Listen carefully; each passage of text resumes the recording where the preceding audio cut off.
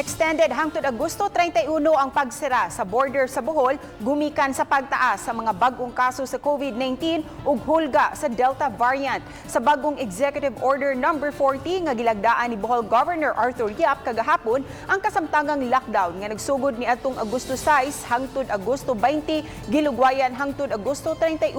Gidiriuna ang air ug sea travel alang sa mga turista ug returning residents sa Bohol. Apan exempted ang domestic air ug sea travel sa cargos ug authorized persons outside residences. Kun apors sama sa health workers, authorized government officials, mobiyahe alang sa medical or humanitarian reasons, mga tao nga maghatag og basic services and public utilities ug bank personnel. Ang Bohol nakatala og duha ka mga kaso sa Delta variant, usa ka Alpha variant, 8 ka Beta variant ug 14 ka kaso sa P3 variant under investigation.